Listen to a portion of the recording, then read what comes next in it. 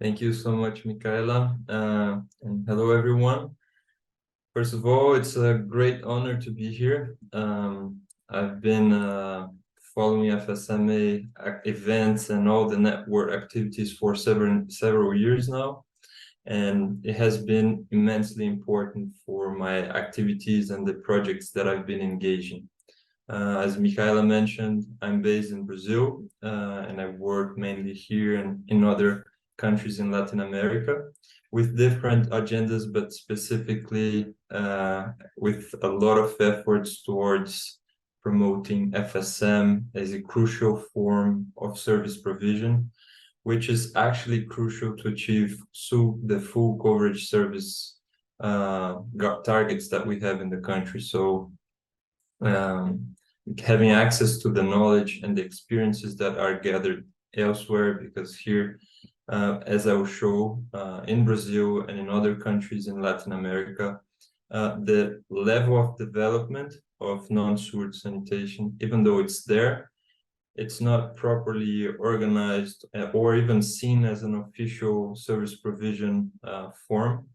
So what happens is that even though it's very important, we tackle this issue with very low capacity. So as I will present here, I have a different information and data that will show a general panorama into the sanitation sector in Brazil, which is important to understand both the relevance of FSM in the country and also the potentials. It's quite a big challenge to fit this panorama within a 25 to 30-minute presentation, so I'll speak as fast as I can. But if I rush into some point that you would like to know further, please bring it either in the chat or afterwards in the question and answer session. So to cover this main idea of giving an overview in the current sanitation scenario in Brazil, and also bring the importance of structuring strategic policies and services towards efficient fecal sludge management. I'll go through two sections in the presentation. The first, let me get this pointer. The first refers to the general panorama, so I'll go through Brazil's diversity, which influence the way we deal with sanitation in all its heterogeneity. Governance and policy aspects, just a small overview over that. And then I will bring some deficit and coverage numbers that shows the critical situation that we are and its distribution throughout the country. And after this overview, we go in depth into this sort of paradoxical or contradicted situation, which is at the same time a huge relevance for non-sewer sanitation in Brazil, and at the same time a limited development stage of FSM as a service and as a public policy as well. So starting with the general panorama, and I'll bring some portraits of Brazil diversity so that everyone is more familiarized with all the context that we have here, and I'm sure you will directly correlate that to the challenges related to sanitation. So we have many different contexts in terms of climate, environment, the way settlements are established, cultural aspects, and so on. So we go from stilt houses communities. We have many touristic regions that receive massive floating population peak seasons, and that has a huge effect on the local situation. We have very large and densely occupied cities such as São Paulo, part of huge metropolitan areas. We have middle-sized municipalities, small size with very sparsely occupied territory. We also have many, and that it accounts for a large part of the population, rural villages, so densely occupied areas, but that are not part of the main cities. We have many areas that are covered with housing projects, either horizontal or vertical projects. And this really is quite recurrent in the country. As I'm sure you've heard, slums are quite frequent. They're the favelas, as you probably have heard. And they are inside the cities, in the outskirts of the cities, and sometimes neighborhoods that are a bit farther out from the cities itself. And they can be either completely flat or in very vertical situation. And the challenge is that those settlements are established where the regular, let's say like this, occupation dynamic doesn't go. So quite often risk zones, so flooding, landslides, and so on. We have many traditional cultures, most of which indigenous communities throughout the entire country, and they have a different and their own governments and dynamic to establish process new. I'm sorry, the doorbell just rang. To establish local development somehow. So it's something, a peculiarity that needs to be always taken into account. We have the semi-arid area of Brazil, which is the northeast. I'll show in the next slide. So very, very arid region with a lot of water shortage issues, both in cities and in the rural areas.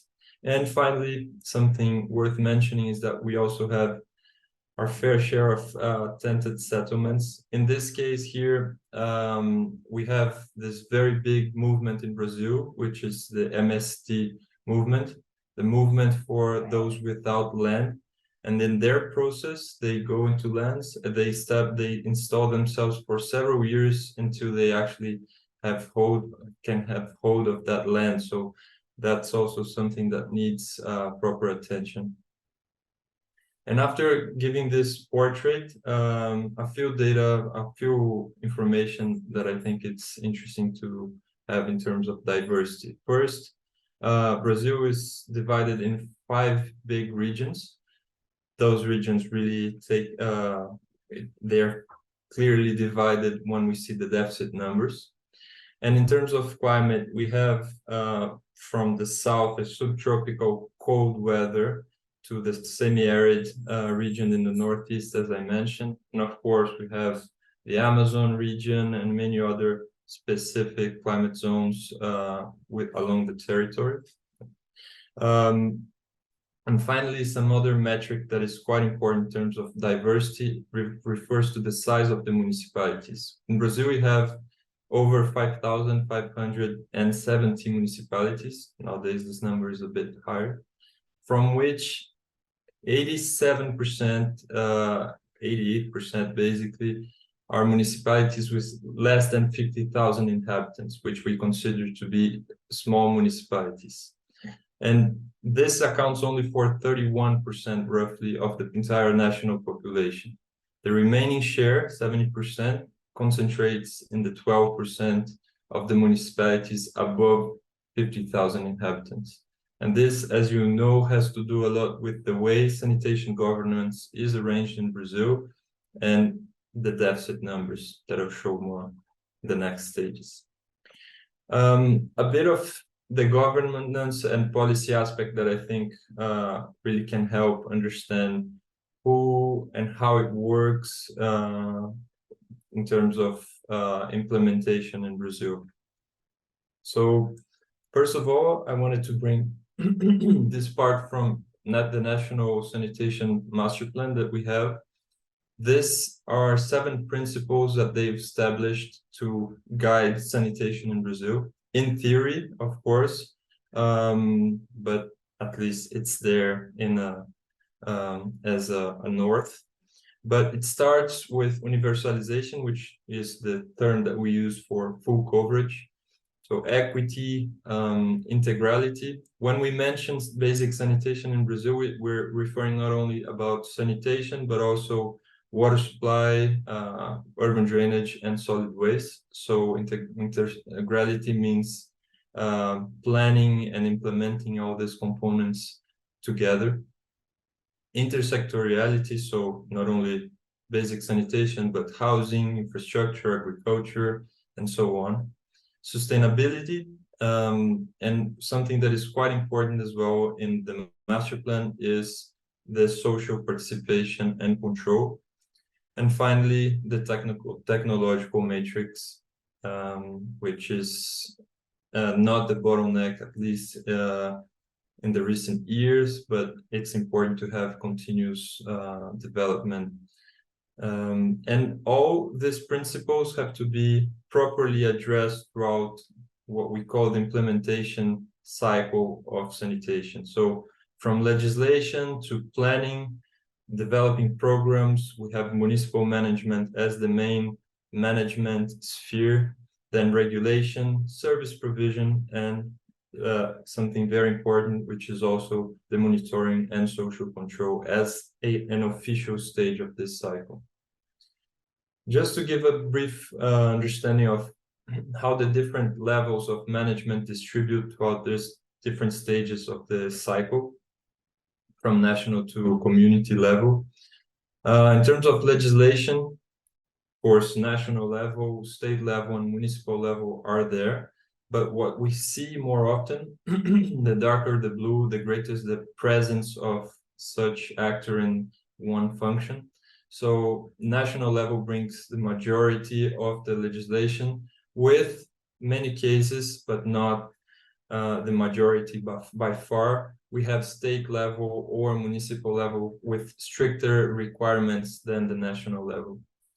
In terms of planning, we have this at national level. So I just mentioned the national level sanitation master plan, but the instrument that is most important and most stimulated in Brazil is at municipal level. That is the municipal sanitation master plan, which is at the same time very important and very poorly developed so far in the country.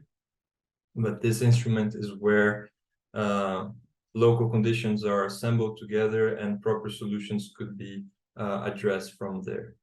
Programs are addressed from national to municipal level, mainly national, state, and regional level. And service provision, that is something that at municipal level happens at most, not that they are municipal utilities, but municipalities are responsible for defining who will provide that service.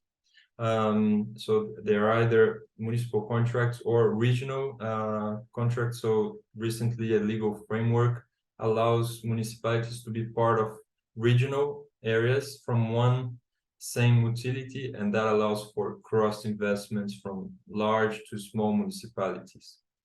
Regulation-wise, we have most of regulatory agencies from state and regional level, some from municipal level, and more recently we have a national level regulatory agency since 2020, I will present further, to overlook and address directives for all the infranational agencies. And in terms of funding, of course, at national level, we have the strongest investment force, and at state level, it's also quite significant in the country. And at some point, percentage of the investment, we have also regional and municipal level. As I mentioned, municipal level is the entitled sphere for managing sanitation in the territory. And just a brief overview for how the stakeholders look like amongst these different stages. At national level entities, we have different ministries involved in sanitation. So we have the environmental ministry through CONAMA, establishing requirements for wastewater discharge and reuse, for instance. Then we have FUNASA, which is part of the public health ministry, and they, as I mentioned, they are the ones responsible for municipalities beneath 50,000 inhabitants. And the cities, the Ministry of the Cities is the ministry responsible for managing cities with more than 50,000 inhabitants. In terms of regulation, now since 2020, our National Water Agency is also responsible now for the sanitation part, and is responsible for addressing to the state, regional, and municipal agencies standardized and improved practices to push service provision. Service providers itself, we have many types. So from autarkies, municipalities with direct service provision, public companies, mainly state companies, private companies, each time more present in the market, and community-based service providers. And this, I just wanted to highlight that it's a very important aspect of sanitation in Brazil to be developed. We have CISAR and Central, two initiatives that are going, especially in the northeast of the country, and still completely focused in water supply, but we're pushing them to go towards sanitation as well. And finally, some regional entities that we have for state level funds and governments, but also the watershed committees, which have very important and interesting projects going on throughout the country. And of course, there's the entire networks of stakeholders being part of the implementation chain, from funding entities, private service and product suppliers, universities and research centers, which are more and more engaged with real scale projects. And we have the NGOs, both with local development and relief actions, but also each time stronger action towards surveillance and policy in the sector. So after this background on how it works in Brazil, a bit of the numbers for the coverage and deficit. Starting with the toilet deficits. So 10 years ago, I wouldn't say so, but after projects throughout the country that I've been engaged with and having access to deeper data, we see that the number of households without toilets is immense. So we're talking about 2.2% of the population, over 1 million inhabitants without access to toilets in their households or nearby community toilets. And this distribution is uneven throughout the different regions in Brazil. And we have, for instance, in the north, where the Amazon area is, almost 10% of the households don't have access to toilets. And also in the northeast, that is 5.1%. If we look here in the north, that accounts for 500,000 households. And in the northeast, 1.1 million households without access to toilets. And as one could expect, the distribution between rural and urban areas is not even as well. So in rural, it's much more present, the deficit, but it is very important to keep in mind and highlight that also in urban areas, this is a significant number.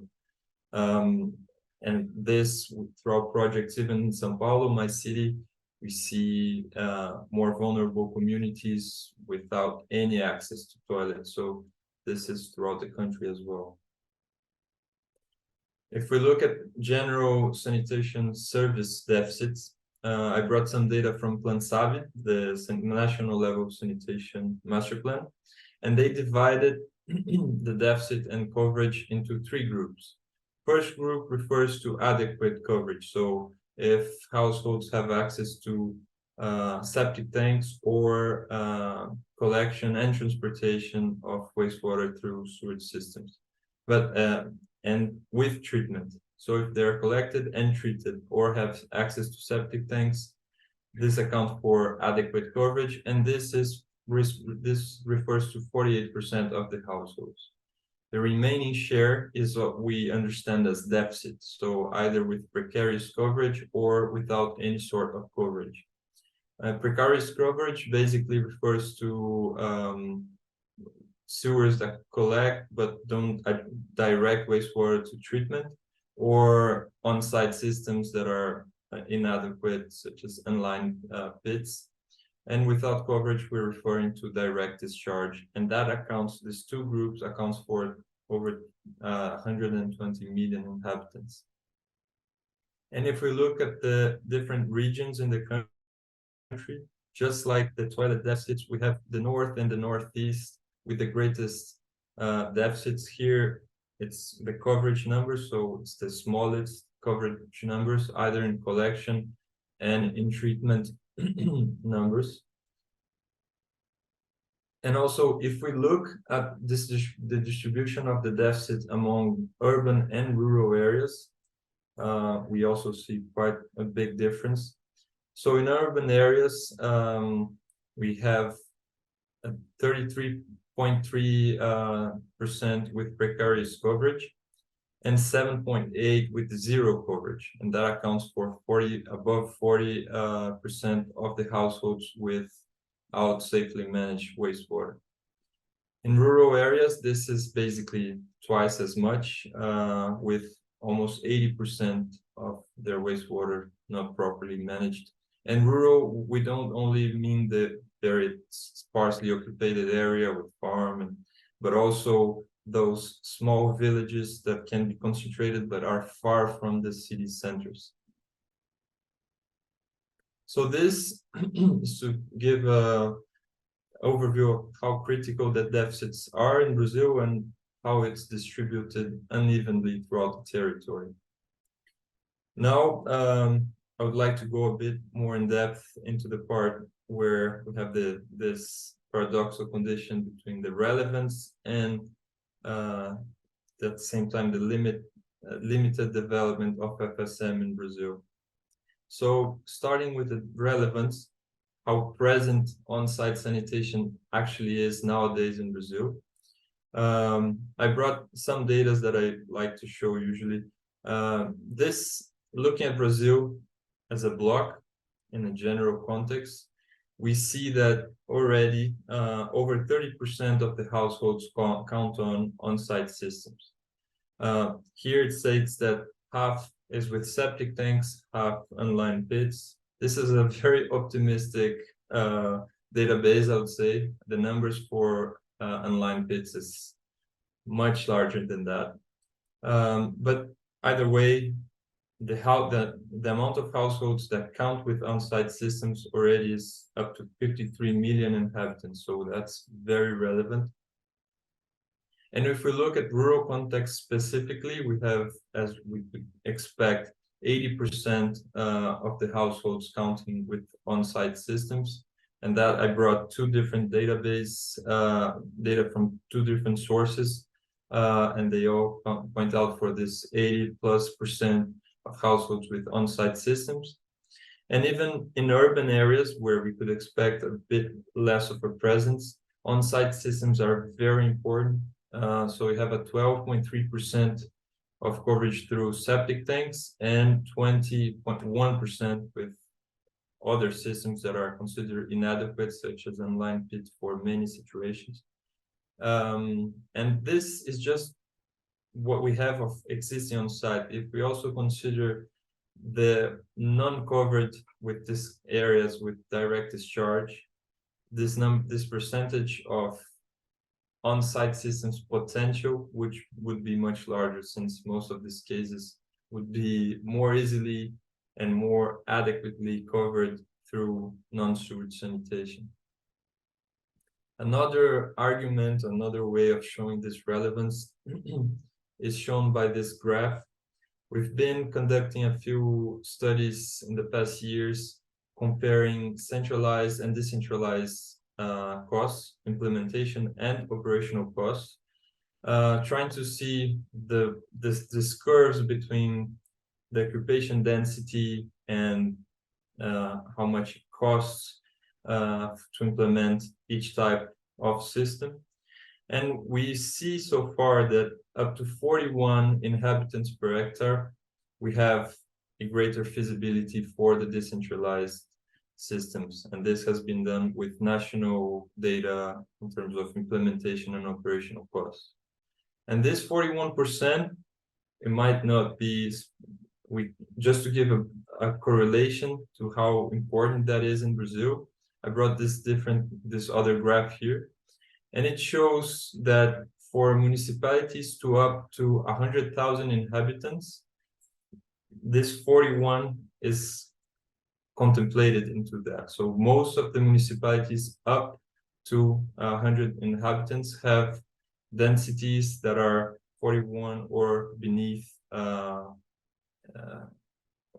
that number as a general consideration. These data are not for all municipalities. I believe it accounts for 1/5 of the municipalities in the country, but it shows how relevant it is. And that's the idea, to give an idea and to push government in Brazil and service providers to take a look at it with more serious and dynamic eyes. And finally, in terms, just to give an idea of relevance, the National Rural Sanitation Program established that from 2019 to 2038, 27 billion reais should be addressed for on-site sanitation systems. That is that's between 5 and 6 billion US dollars, just to give an idea. So that's a relevant amount that has been considered, but still, on my view, it's not enough to take into account all the unseen and unknown contexts that also rely and will be easily attended by on-site systems. All right.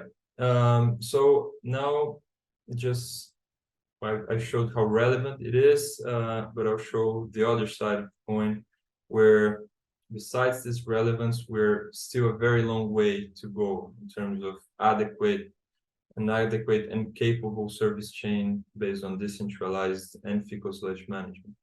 So starting from legislation, our current legal framework, even the one that was launched in 2020, puts non-sewerage sanitation in a very secondary place. So throughout the normative, in the only part in which on-site systems are presented is in this area where they state that only in cases sewers are not there, on-site systems can be implemented and considered. They're not considered as service provision, but they can be accepted. So that's a very uneven situation with the different types of coverage. Sewers, for instance, they are largely detailed in the framework. And another very important gap that we have in this framework refers to the coverage goals that they established. Up to 2033, they established that municipalities should reach to 90% of the population covered with sanitation services. But they did not explicitly state that this 90% should be addressed evenly throughout the territory. So 90% cities, 90% urban poor areas, 90% from the rural areas. They just put it 90% in a way that in many of the municipalities, if the service provider focus only on the cities, they will reach for that 90% goal and have had no efforts for the less attractive areas, let's say like this, which are the urban poor and rural areas. In terms of public management, as I mentioned, the municipal management level is responsible for implementing sanitation in their territory. But at the same time, very few municipalities is actually equipped or structured to fulfill these responsibilities. And a very low percentage of municipalities currently have that municipal sanitation master plan that I mentioned. Very few have them. Very many of the ones that have inadequate or outdated master plans. So at the same time, that is a very important instrument. We cannot actually use it as a planning tool in many of the cases. Several years back, it was clear that many of the master plans were being copy-paste from other cases, and that completely undermines the contribution of such tool. And finally, many of the service provision contracts that municipality has, especially small municipalities, but even here in São Paulo, which is the largest city that we have, contracts that are not properly fair or surely not inclusive, with statements saying that urban poor areas, for instance, are not under the contract scope, and also with goals that are not coherent with the urgency of the matter. So this has been improved with this new legal framework, but still with all this 5,500 and above municipalities, it's a large way to go to have proper sanitation management capacity. In terms of service models and regulation, we have still very few cases of entities which sees fecal sludge management as a way of providing a sanitation service. As I mentioned more ahead, we have one case that has been properly approved and scale operation, but this throughout the entire country is very small, not very little representative. So in terms of regulation as well, we only in 2020 have established a national level regulatory agency.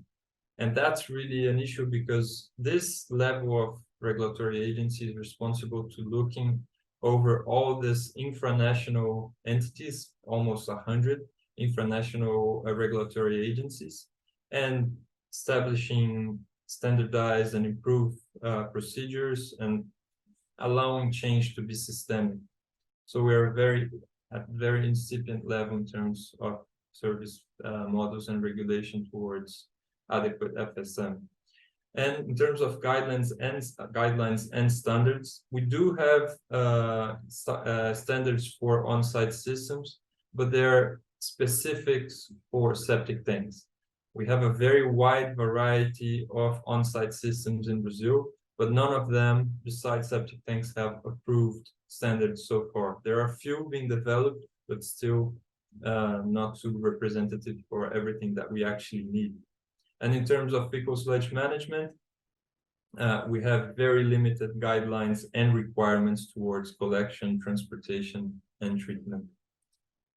And also to give a general overview of what we have here in terms of systems, looking at on-site solutions for what actually exists. So a large majority of all those numbers that I mentioned in terms of on-site systems are in inadequate conditions, most of which unlined pits, many without proper or adequate coverage conditions, some with excessive coverage in the sense of having very low access or not a very convenient situation to the sludge, either through excessive coverage, locked structures, or by having the unlined pits inside the households, for instance. And that is very common throughout the country. But we also have, in a fairly amount of numbers throughout the country, the conventionally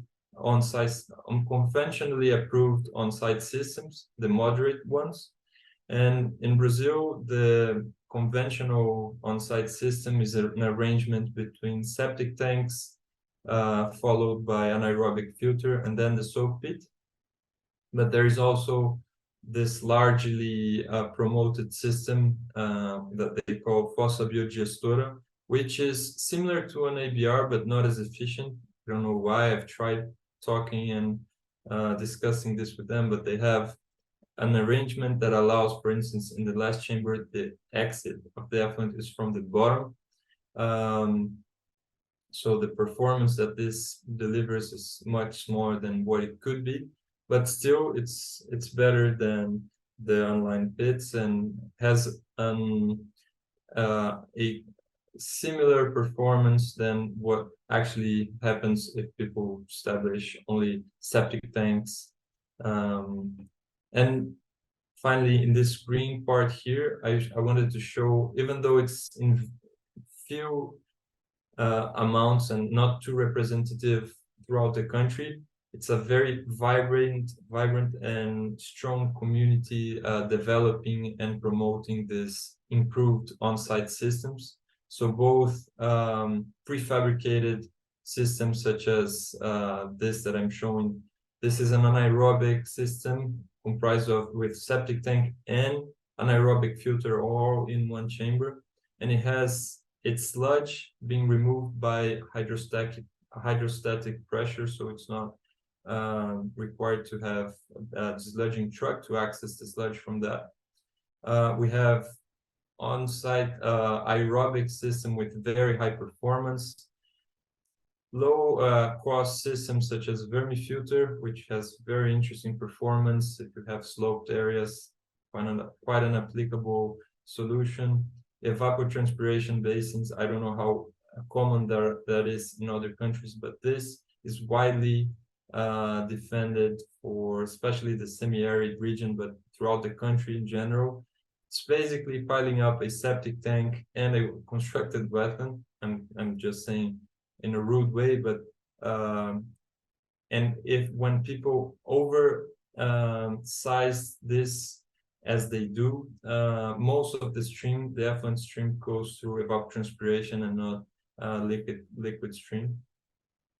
But even if it's not over dimensioned, this system has a very high performance in terms of treatment, and it's not only wastewater treatment, but also planting and providing shade as well.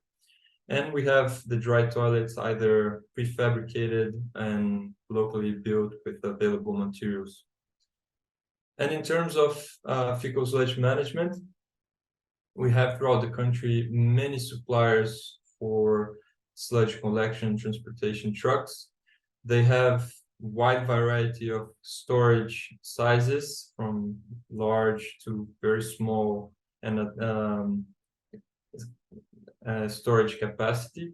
But if we compare this to what exists in other continents, in Asia and Africa, we have very few adapted systems to reach out for places either with low infrastructure to have access, so tight roads and difficult access, or even low-cost systems so that one community could have its own at accessible costs.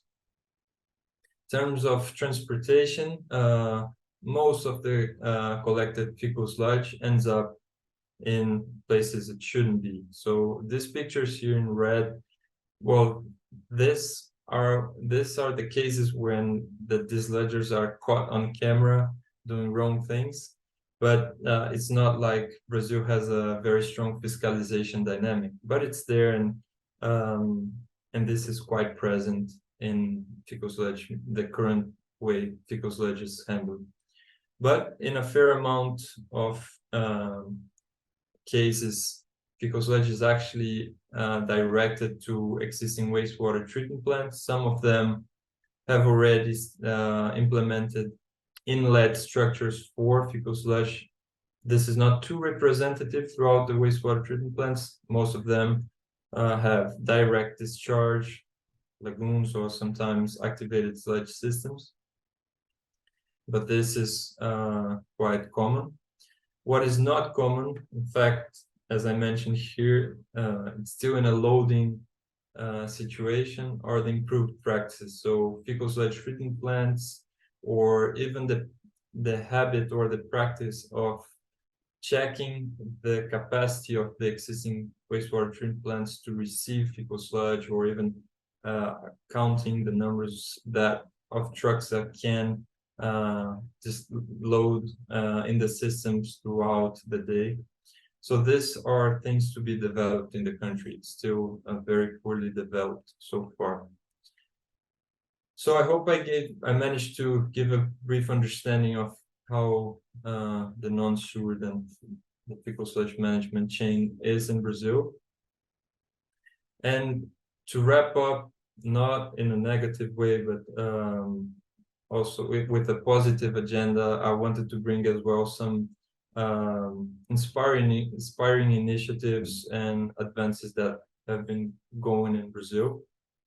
First of all, we have had a very important breakthrough with the rural sanitation agenda. We've had in 2019 the National Program for Rural Sanitation, and that unfolded in several improvements, one of which is the establishment of municipal rural sanitation master plans as a necessary instrument. It can be part of the general municipal master plan or one specific study, but that has to be looked into. And also more and more, we have programs that are distributing and implementing on-site sanitation through watershed communities, state programs, and so on. Also, in terms of initial efforts towards FSM as a sustainable way of service provision, we have this very important case, the only so far at scale, from Corsan, which is the water and sanitation utility in Rio Grande do Sul state. And there are several other state utilities that are currently studying how they can implement regular desludging as a way of covering their territories. There is also a very interesting point that I mentioned before, which is the wide variety of on-site solutions and a very strong engagement from the stakeholders in the sector towards that, both with social technology, so systems that can be assembled with on-site available materials on-site, or very low-cost materials depending on the region. And those are usually very accessible systems to implement and operate. And also prefabricated solutions, which are more and more with greater performance and convenience in the operation and maintenance, and each time with lower unity costs so that it's more accessible and more easily distributed. And finally, this doesn't have necessarily to do with non-sewered sanitation, but it's also something worth mentioning, which is the initial large-scale efforts that we've been seeing towards coverage in urban poor areas. Probably many of you have heard of the condominium sewers. They've been in Brazil and for several decades, but now service providers, municipalities, state programs are actually looking to that in a more, not only a way of arranging the pipes, but also a method, a process of implementing sanitation from planning, project, designing, and operation that allows it and makes it compatible to urban areas that are poorly occupied with poor infrastructure and not patronized street layout and so on. And we have this Novo Rio Pinheiros project, which was developed in São Paulo, that really is changing the scenario in one of the main basins of the city. And there is also the Se Liga na Rede project, also in São Paulo from Sabesp, the water and sanitation utility, that is connecting households to existing sewers when sewers are existing in their streets. So what happens here at large scale, probably in all other countries, is that in more vulnerable communities, connecting the household to the sewers costs money that they are not willing to pay. So why would they break their floor, install pipelines, and rebuild their floor to do that if they need it in other sectors of their lives? And that's a very systemic and critical problem. So this project passed the responsibility of implementing this connection to the service provider in these more vulnerable communities. So, okay, I'm done talking. Now it would be great to get to your questions and manage to go further in some aspects. Thank you for listening, and I hope it was all clear or vaguely clear to give a brief overview of the situation in Brazil. Thank you so much, Thomas. That was a very detailed, comprehensive overview. Very, very interesting and useful information that I'm sure is going to spark lots of discussion. Thank you for taking the time to, be so thorough. Like, very, very, very impressive presentation. My pleasure. Have some questions from Anthony Kilbride. So the first question is, condominial sewage was a game changer in Brazil. It benefited from a strong enabling environment which grew with the technology since the early 80s. What lessons can you draw from Brazil's condominial sewage experience, which will support FSM? Great question. I think it's a disruptive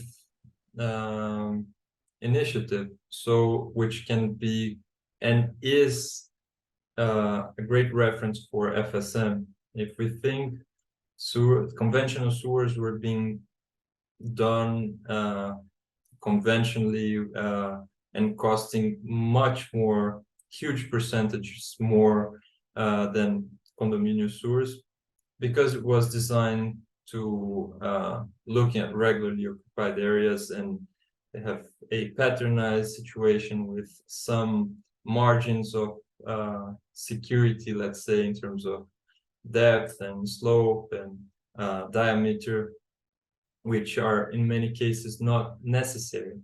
So condominium sewers, when decades ago in the northeast of the country, José comes up with this idea of, okay, what if we simplify this at shallower depth, shallower, smaller slopes and diameters? We can also convey wastewater securely, but it's a different arrangement, and we can also reach out for those that are under the level of the roads, so we can go with a different layout for that. Why not? If that's what actually will make this happen to large share of the population. So if the main objective of the service provision is to convey and treat wastewater to assure that these contaminants are not in access to population and the environment, the main goal is not to have conventional sewers, it's to have a way that works into that situation. And that applies to condominium and to non-sewer sanitation. Conveying wastewater through trucks and having fecal sludge treatment plants is just as good as the conventional, and in many cases even better. So I think this is a general inspiring aspect of condominium. Also, but I hope this is not followed by FSM as it was for condominium, because to be honest, it took a long time for condominium to be scaled up and as considered as serious as it is now. Yes, now it's very serious in Brazil, and now with more, more and more in other countries, but it took a long time, if we think. Thank you. Anthony has a follow-up question. How and why has the enabling environment for condominial sewage struggled or stalled in the last decade or so? Sorry, can you repeat that? Yeah. He asked, how and why has the enabling environment for condominial sewage struggled or stalled in the last decade or so? Yes, I think that has to do with this final part, which it really took a long time.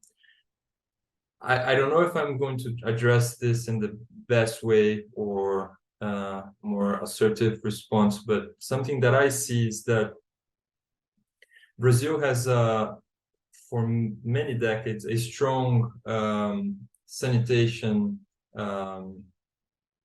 university departments, and since the 70s, all the state service providers. So it's a well-established sector in Brazil, but it's focused on conventional practices, and it was really reassured into that, both at service models and a technological approach. And innovation and different disruptive ways of doing that had only in the past 5 to 10 years gaining more space. So it was a not very receptive thing. If we think if I look back, most of the situations of innovation I see blocked are because the utilities would say, I need this tested. How would the licensing bodies see this? There's a very complex web of stakeholders in the implementation chain that they say, okay, if I put efforts into this, but afterwards those guys don't approve it, I'm the one that will respond for this. So I think there's a lot of precaution to the level that it's a bit toxic, to the level that it didn't allow for many years important innovations to do. Thank you. Just a heads up, I know the webinar was supposed to end at within the hour, but if you are all okay, we'll stay on for an extra 10 minutes to address some of these questions. Yeah, just a heads up. Okay, we have a question from Ivan Andres. He says, congrats for such an interesting presentation. He says, here in Brazil, the UFMG made some research about constructed wetlands as an economic and efficient alternative for sludge treatment and stabilization. Do you think that that can be a feasible option for full-scale appliance for small-scale communities? And then he also asked if you could share the Kipnis and Castro reference, the study you did in 2021. Yeah. Yeah. Well, for sure, for the first part, I completely believe and agree and put my efforts towards that. I think that planted drying beds or constructed wetlands for fecal sludge treatment has a huge potential in many of the contexts, but especially at more isolated and communities that don't have too much implementation and operation and maintenance conditions. It's a very low cost system if we relate to other alternatives, with the capacity to just, of course, you have to continuously overview and supervise, maintain some aspects of it, but you can unload fecal sludge in those systems for years with a proper alternating loading system. Of course, it has to be properly designed and implemented, but this has a huge potential. We've even, I think it's in FSM, a monthly newsletter in Bolivia. We've done the first, I believe, one of the first planted drying beds for fecal sludge management in South America. And it really, we're going to see how it behaves throughout in considering local peculiarities, but I would invest would bet in that strongly, that's a game changer for fecal sludge management in Brazil, considering the amount of isolated communities, especially. And for the other part, yes, I will share the Saneamento Inclusivo website, where we have our publications there. I wanted to also announce in the first non-sewage sanitation event that will take place in Johannesburg next month. We will present a poster with the detailed parts of this study. So yes, I'll send here the link. I'm currently sharing my screen, but afterwards I'll send the link. No worries, I can do that while you answer the next question. Yeah, perfect. Okay. Thank you for that response. And then we have a question from Robin Tompkins, who asks, do you think the success of condominium sewers resulted in the secondary placement of on-site sanitation services in the 2020 policy?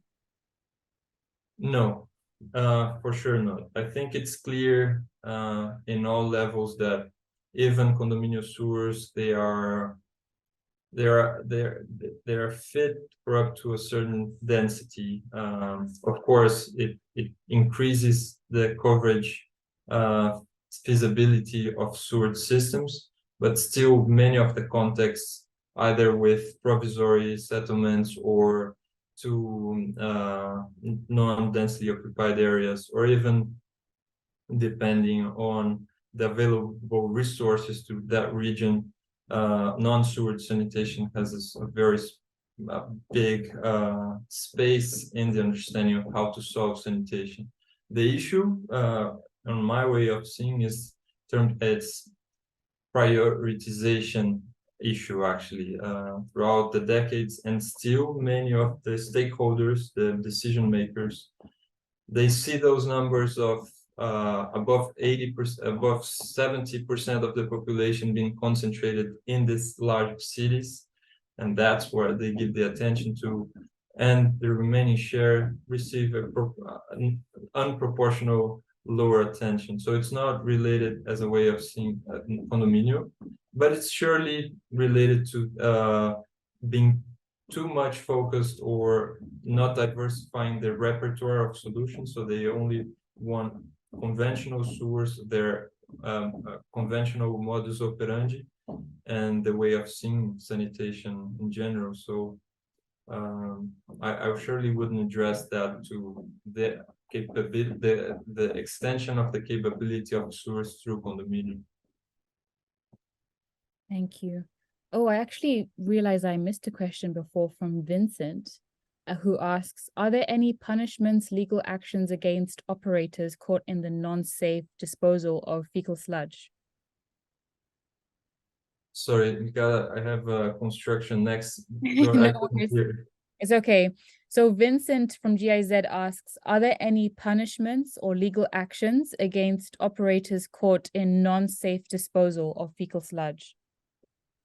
Yes, even though it happens very rarely for the truckers to be spotted on scene, there are legal implications, there are fines, and I'm not sure if in a criminalistic, what are the repercussions, but I know there are financial fines for those companies when they're caught. I don't. We're currently conducting research into that. So what are the existing licenses or certification that exist, and how those conditions, those inadequate practice can affect their license to exist and operate. But yeah, so far from what we've seen, it's just the financial fines. Okay. Thank you. We have a question from David Still from SA, South Africa. Have you come across any research or practice of deep row entrenchment of fecal sludge in Brazil, particularly in more rural areas where there are no sewage plants or fecal sludge treatment plants for discharge of sludge? Dave says he's seen some research papers from Brazil on this topic. So he's just wondering if you've come across any research. Deep row entrenchment. Mika, if you can repeat the first part of the question. Of course. Right. Have you come across any research or practice of deep row entrenchment of fecal sludge in Brazil? Deep row entrenchment. I'm not sure I know what it means. No worries. No worries. It's okay. We'll skip to the next question. No, well, okay. But maybe it's something that I will export this for you so you can have a look. Yeah, for sure. Look into it in your own time. But Dave, if you have any links to those papers that you came across, please, if you have time to link them in the chat, that would be great for us to read, for Thomas to read. Then we have a question from Dr. Letta, who says, hi, Thomas. Thank you for your wonderful presentation. He asks, looking at the FSM chain, the real success of sanitation lies strong in regulations and laws. So when fecal sludge is collected, it is treated by natural systems at a lower cost. What about resources recovery for agricultural development, for example? Yeah, so even though fecal sludge management service chain is not too widely developed in Brazil, the wastewater treatment plant sludge has been gaining lot of attention in the past years towards agricultural applications of the byproduct. So both for land restoration and for agricultural purposes, there are large studies and pilot projects being taken place, and there are actually ongoing composting initiatives, very large actually, here in São Paulo, that they have the sludge from I don't remember the size of the city, but almost 1 million inhabitant city that nearby São Paulo city, whose wastewater treatment plant, all the entire sludge is co-composted and then sold, not even distributed, but actually sold as a soil conditioner. And there are more and more initiatives. So it's not this part, the application of treated sludge for agricultural purposes have actually been going in a fluid way. And there are studies, for instance, from Embasa, which is the state utility from Bahia State, one of the biggest in the country. They've conducted a statewide study to see what to do with their sludge in terms of resource recovery, looking to industrial uses, ceramic production, also energy in terms of feeding the, how do you call it, cement industries ovens with sludge and so on. So I think this could be a easier way of exploring for fecal sludge when we start development it more thoroughly. The route of the solid byproducts would be easier. Water, the treated water reuse is also quite common, and many interesting industrial and agricultural uses. Agricultural, there's the big challenge of conveying the treated water to the areas of interest, but there are some cases to be done. And also in terms of biogas from existing wastewater treatment plants, that's also, since the ProBiogas, a national program that was conducted 5 to 6 years ago, this really unlocked and unleashed many initiatives towards energy recovery. Nice, thank you. We're gonna end now, but Dave provided us with the definition Yes, of please. deep row entrenchment. So deep row entrenchment, it just means disposing the sludge in trenches and burying it. This results in a permanent improvement of soil fertility due to the addition of carbon and nutrients. It is related to the interest in terra preta soils in the Amazon. Trees that are planted over buried sludge show a significant increase in growth in the short and long term. Yes, so now it's clear. So a few other points on this. First is that also looking into wastewater treatment plant sludge and not fecal sludge specifically, there are cases in which the sludge a little bit dewatered, but they're directly disposed into, some people call it sludge farms here in Brazil. And they're an example of very low intensity of capex and opex, but and then they process it like this. And there are cases for fecal sludge in which the unlined pits, there are not few cases, they're all over the country actually, where inadequately people just, once their unlined pits are clogged, they just cover it with land and go to the next, they dig another hole and implement a new system. So this somehow happens, but in an inadequate way. Many of the regions in the country and the localities have underground water levels that are critical for that practice, but there are regions that would allow for that. So for sure, getting to know this more would be very interesting. I strongly believe that leaving this to nature as much as possible technically works really well, but it really, how do we manage this, taking into account our precipitation dynamics and this underground water level that in many cases would bring some impact. Nice. Yes, thank you. Okay. Thank you everyone for your questions. Thank you, Tomas, for answering them eloquently. And thank you all for joining us today. I think this was a great session. Tomas, I'm going to export this chat to you so you can go through it Thank you very much. in time. But yes, thank you again for the presentation.